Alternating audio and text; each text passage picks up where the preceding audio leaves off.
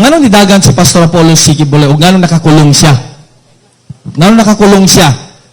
Nakakulong o political persecution. Ngano man? Kaya si Pastor Apollo C. Kibuloy, suod na higala. Best friend ni kanhing Presidente Rodrigo Roa Duterte. Last December pa, Vice President Inday Sara Duterte, niyato na dito sa compound. Iya yung gisaysay, ang playbook, ang plano. Ingon ni Inday Sara, Vice President, Pastor, unahon nila gurgor ang SMNI. Natuman? Wala. Ikaduha, Pastor, ikulong kanila, himuan kanila og mga kaso-kaso, mukuha na sa imuag miyembro sa sulod, tanuman kanila og akusahan kanila. Natuman? Wala. Muna ingon Inday Sara. Ikatulo, Pastor, ang akong amahan, si Tatay Digong, ikulong nila sa ICC. Natuman? Wala. Kaning pang-upat, ingon niya, ako po lang isunod, Pastor. I-impeach ko nila o tanggalon ko nila. Kaya kita ang babag sa ilang mga plano. So karon kinakahitabo kay Pastor Apollo C. Kibuloy, kung unsa ang nahitabo sa iya, mao ang ilang gibuhat kay Tatay Digong. That is extraordinary rendition. Maunta na ilang buhaton kay Pastor Kibuloy, kidnapon, dagon dito sa langyang nasud. Muna nagtago si Pastor, wala siya naghadlok sa kaso. Kay unta ipaagi na siya o proseso. Kinaaman tay treaty sa ubang nasud. Kay tungod dili man sila maagig proseso. Kay tungod sila daw ang balaod. Mauna ilang gibuhat sa Kingdom of Jesus Christ. June 10, na ako dito, kung nakita ninyo, kato ni Patong sa fire truck, ako to, nagdupa-dupa dito.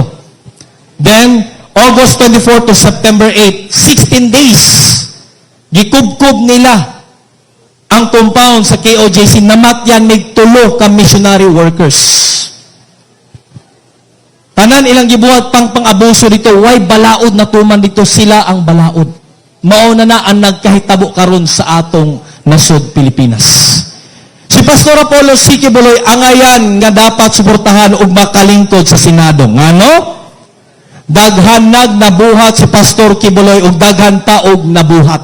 Duna siya Exhibit A, nanay resulta, nanay resibo. Nakaagto mo sa compound sa Kingdom of Jesus Christ, sa Tamayong, Prayer Mountain, sa Glory Mountain, parte kanindot. Diri sa compound sa Davao City, dapit lang sa Davao International Airport. 30 hectares na siya.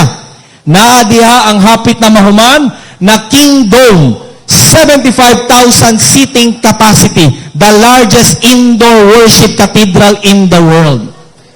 Darbo na nato nga taga Mindanao. Naapo diha ang Jose Maria College Foundation Incorporated, eskwelahan na.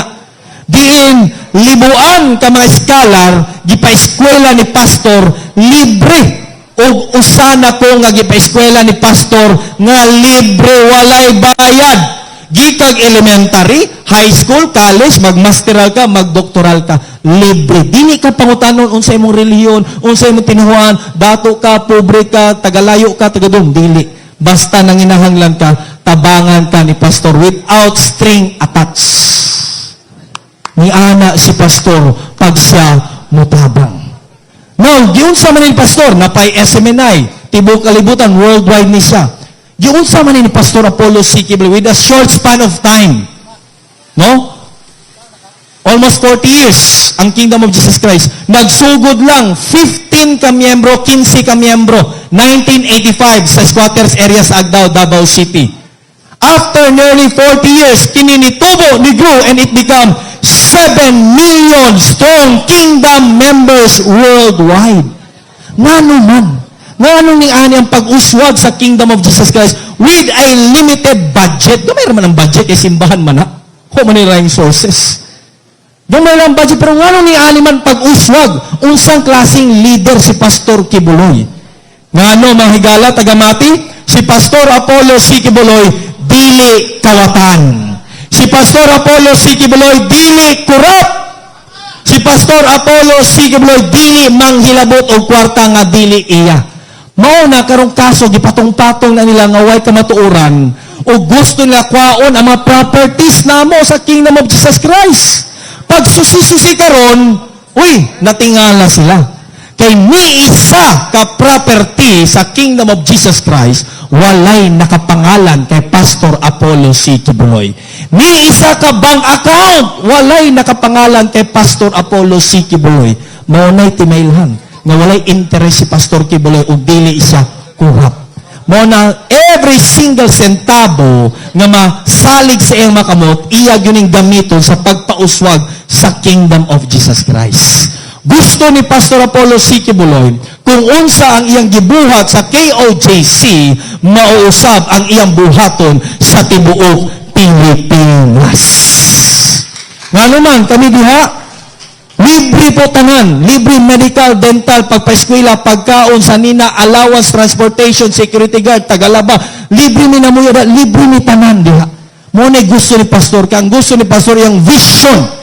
Importante sa ka-leader ang vision panglantaw plano nga ang Pilipinas mahimong first world country, mga higala.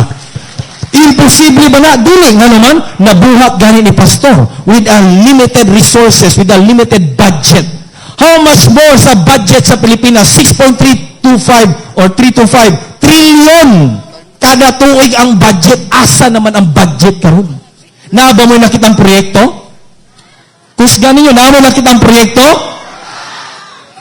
Naagtutanan, ayuda, dili man na 100% na dawat. Asa mga ayuda karon? Nga nang gipangkaltasan man ang mga budget sa mga opisina sa gobyerno. DOH, NCIP, Office of the Vice President, asa na padulong? Wa man tayo nakitang budget, wa man tayo nakitang proyekto. Mao na usa sa iduso ni Pastor Kibuloy, mao gini gipanggunitan kay gusto niya zero corruption.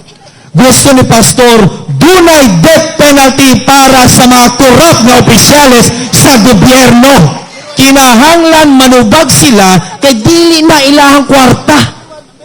Kinahanglan watubang sila, kinahanglan death penalty yun. Kay seryoso ni.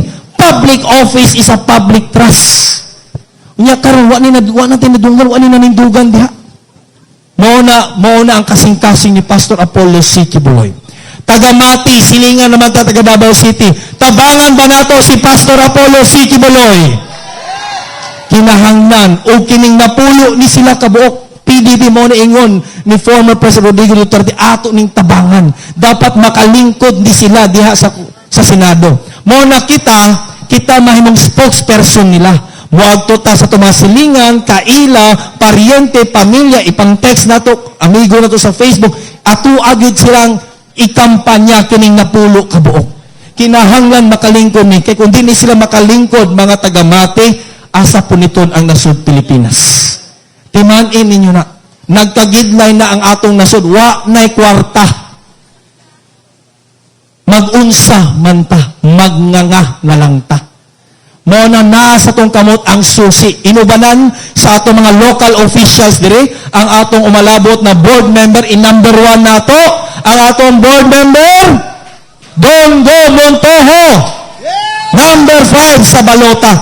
Napamatud-an na ang serbisyo sa mga go. Gikan kay Sheila Go, kay Senator Bongo, o karon kay umaabot na board member, Dongo Montojo, mga higala. Nakasabot batang tanan? Seryoso ni. Naa sa tong kamot ang susi. Daghan nagkinamangay daw karon. Kuya, biya sila mga amang, no? Nagto daw mo diri kay tungod dunay ayuda, tama ba? Walay ayuda diri. Niadto ta diri kay kita nagtuo nga dili mabayran ang mga taga-Mati. Ayaw ibaligya ang inyong prinsipyo. Pila lang man ang kandidat. Pwede man daw na dawaton. Pero pag abot sa eleksyon karong Mayo 12, ayaw kalinti islistan niyo daan, napulo na sila kabuok mga higala. Palakpakan nato ang atong former President Rodrigo Roa Duterte. Kinsa ang tinuod na nagmahal sa nasod Pilipinas? Duterte! Duterte!